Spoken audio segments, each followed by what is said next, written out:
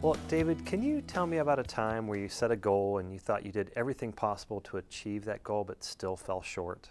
Sure. Actually, I had a similar experience to that during my internship during the summer of 2010 with UBS Investment Bank. I was working in their global healthcare group, and really one of the first type of tasks that we had was working with one of our major clients on a merger model. So we were doing a pitch for them and coming up with a hypothetical merger situation.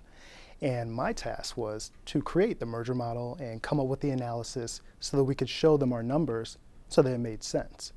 So one of my senior associates came to me and said, David, this is your task. Go ahead with it. We're not going to help you out. Do your very best, and we'll come to you at the end of the day. So I literally spent the next, I would say, 12 hours of that day working at a computer on my merger model, which I thought, man, I've spent 12 hours. It's going to be perfect. There's nothing wrong with this. And when I finally presented my model saying, we've got accretion here, we're going to make money off of this deal, the client's going to love it, the very first thing they did once I printed it out was take a red pen and cross an X all the way through it. And they said, you did absolutely everything wrong that we were looking for. And although you spent 12 hours, we're now going to have to go and redo this. So me, this is my first week as an intern, sitting there thinking, wow, I spent way more time than any full-time person would actually spend on this. And I did it all wrong. How is this possible? I'm not going to get a job at all. And now all my dreams of doing investment banking are ruined from this one engagement. And what I later realized was the fact that, when you come in, and this is what they told me at the end of the summer once I finally received a full-time offer, when you come in, they understand you don't know everything. You're not supposed to know every single thing about investment banking or your internship in general. When you come in, they want to see that you are putting forth the full effort, you're going above and beyond, and really trying to do your best in terms of what they show you and what they want you to do. So at the end, that same senior analyst who crossed an X directly through, which I will admit it was incorrect, my work, he later said, David spent half of a day on this model. He didn't give up. He was determined. He was confident in his work and what he thought was right. Even though it ended up being wrong, that same determination was what helped him to really be a perfect candidate for what we're looking for as a full-time analyst. So although I failed, and I definitely did fail, I did my best and I learned from that experience and ultimately got a return offer from UBS. First, the candidate provides information about his project for UBS and the amount of time and work he put into the project, which helps the interviewer gain a real understanding of his efforts and the value of the task. Next, the candidate structured his example using the STAR technique: situation, task, action, results. Situation, explaining his UBS summer internship with the Global Healthcare Group. Task, explaining the merger model he was developing for a client to share UBS's financial expectations for the merger.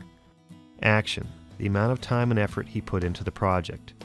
Results, the lessons learned from his mistakes and how he overcame these failures to receive an offer for full-time employment. Third, the interview candidate's story was focused on a specific project and experience rather than a story about how he generally overcomes failure. Finally, the candidate's story was specifically about his experience and not a shared story about a team's accomplishments. Well, to start off, I grew up in Dresden, Ohio, which is a small town, and I went to Tri-Valley High School. And I've always really pushed myself to work hard and be, a good student and really get involved with the opportunities that were out there. So in high school, I was in National Honor Society. I was also elected for Student Council, which is where I kind of had some beginning leadership experience. Something also that I was really passionate about was learning about other cultures and languages. So I joined German Club, and actually my junior year, I was able to travel abroad. I got to go to Germany, Austria, and Switzerland. Something else that I was really involved in was band in high school. I was in marching band, pep band, jazz band, and I started that from an early age. In 8th grade, I joined the marching band, and that was probably one of the best choices I could have made because I had a lot of peers to look up to, and I saw that they were really hard workers, and I learned how to work in a group and most importantly, I learned that I had to persevere individually and make sure that my work was done in order for us to all succeed. And when we got to go to our state competitions, and we were all out on the field and we had just finished our performance, it was so great to see that all of our hard work had paid off. So that's kind of really inspired me kind of throughout my life to work hard and do well. As far as work experience goes, I was a little bit ambitious. When I was 15, I tried to apply for my first job, and obviously I was too young at the time. So the next year I went back and I applied again at the Dresden Village Association, which is a visitor center, tourism travel, and also a gift shop. And I had some roles such as managing the gift shop on my own. I assisted visitors with travel information. I also helped set up for events. After that, I was a senior in high school, and I had a 4.0 and enough credits to graduate, so I decided to challenge myself and take courses at Muskingum College, where I earned a 3.95 GPA. And in my free time when I wasn't doing my college coursework or doing my high school work, I volunteered at doing kind of like the election campaign, canvassing and doing the phone banks. And from that, I was able to get an internship with Congressman Zach Space. And I did some office work, but what I feel like I learned most about that experience was I became a more compassionate person. I was able to have people that either came into the office, or I'd listen to phone calls of people that would have a concern, and I would get to basically hear their life story, how they got from point A to point B, whether it was good or bad, and kind of see what our office was doing to help with that.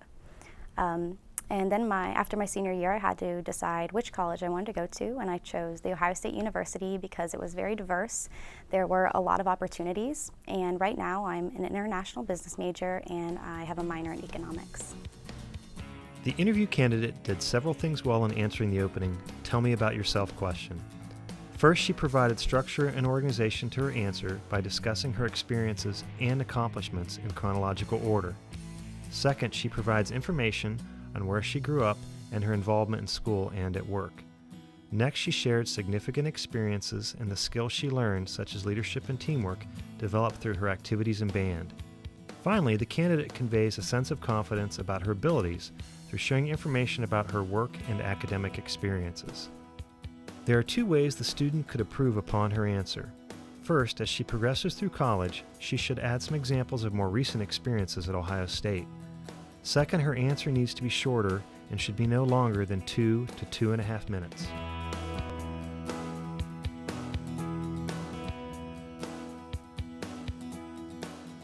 There's three key areas that we've discussed through this interview process.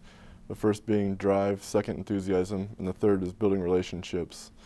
Through my previous sales position, I've used the drive and enthusiasm by performing cold calls, which is a very tedious task.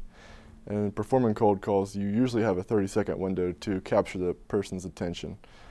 These individuals have been business owners and upper-level executives of various companies. And just capturing their attention and building that relationship and continuing the follow-up process has been one of my passions, and I've been very enthusiastic about this opportunity. And I would love to apply myself to your company and perform these same exact drive, enthusiasm, and relationship building processes. I am excited about the opportunity, and I was wondering, when should I follow up with you? Well, we try to make our decisions pretty quickly, so you should know something by the end of the week. Perfect. That sounds great. And if I have not heard back from you, may I follow up with you? That would be great. Perfect. May I have your business card just to have your contact information and follow up with you? I'd be happy to share that with you. Excellent. It was a pleasure meeting. You too, Mark. Thank you. Well. The interview candidate did several things well when bringing the interview to a close while keeping the door open for future communication with the employer. First, the interview candidate briefly lists the qualities he possesses which are a strong match for the job and uses a quick example to demonstrate his fit with the position. Second, he clearly expresses his interest in the company and his passion for the work. Third, the candidate asks for permission to follow up with the recruiter if he does not hear back about the result of his interview by a specific time.